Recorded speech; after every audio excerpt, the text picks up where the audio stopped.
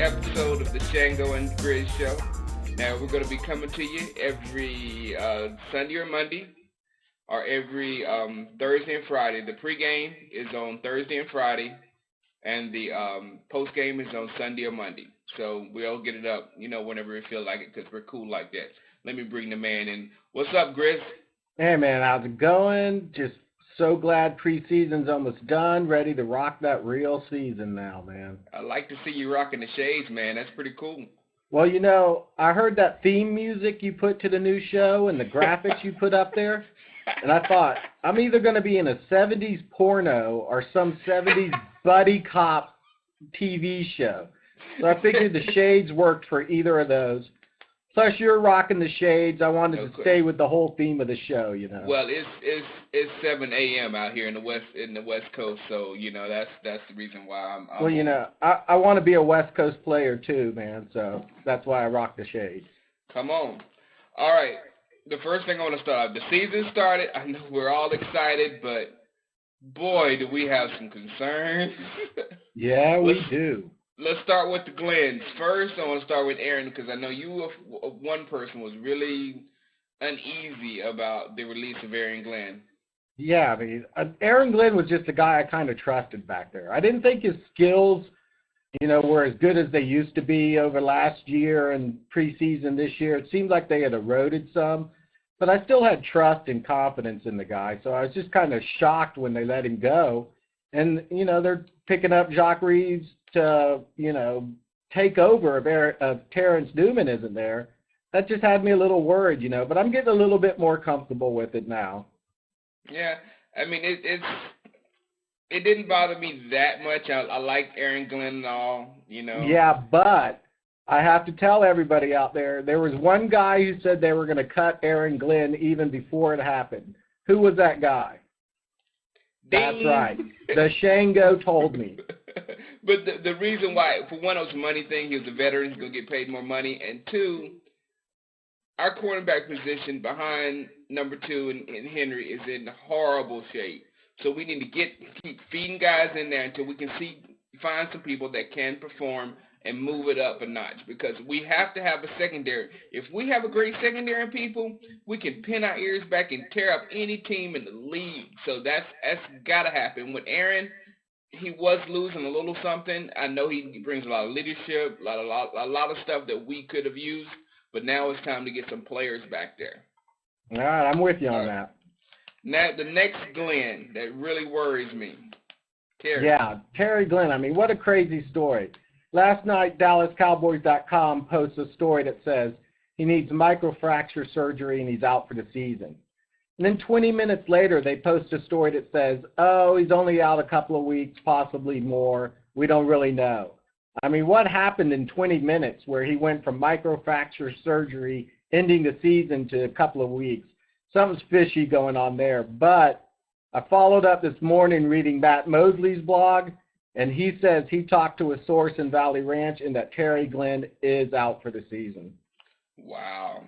Well, when I saw that little flip-flop on DallasCowboys.com, I went to every one of my fantasy teams and picked up Patrick Creighton. Yeah, well, I guess everybody's safe now to drop Terry Glenn, I guess.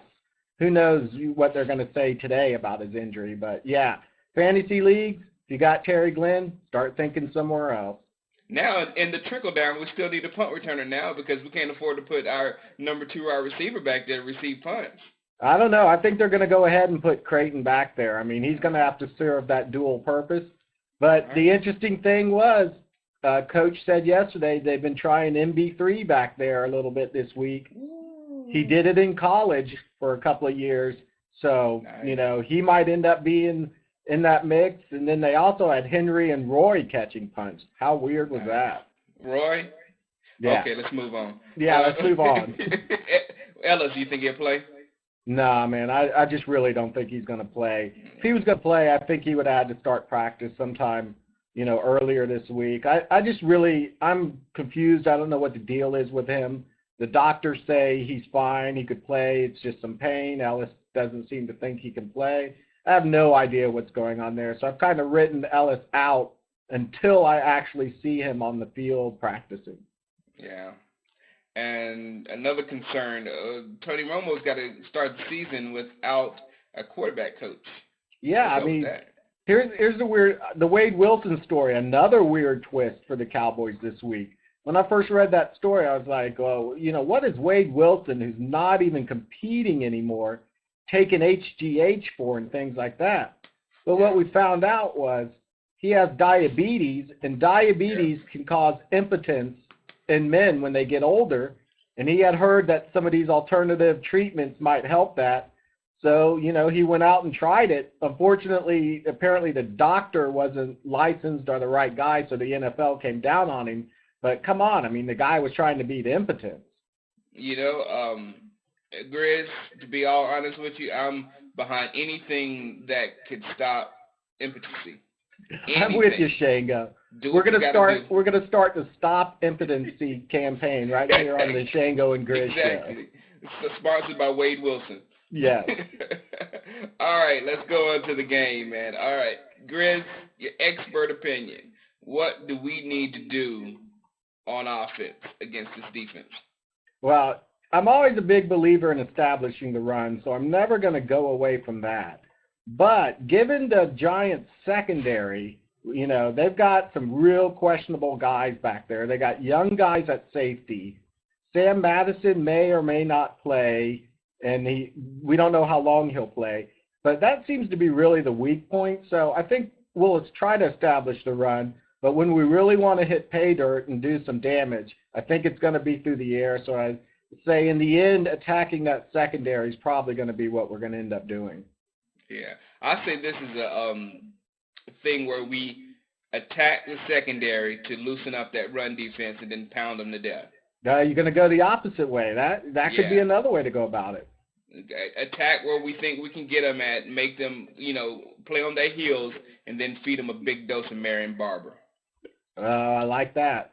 All right. Now, on defense, what do you think we should do? And first of all, I will say that I read a statement from Brandon Jacobs, and he said some harsh words. He said that he's going to kick our butts. Young kids in the NFL, I don't know what they're thinking. I mean, come on. Do you really want to say that when your first year of being the man at running back? I mean, Fergie's already said that he's going to shut him up by the end of the game, so it's just not a smart move by the young kid at all.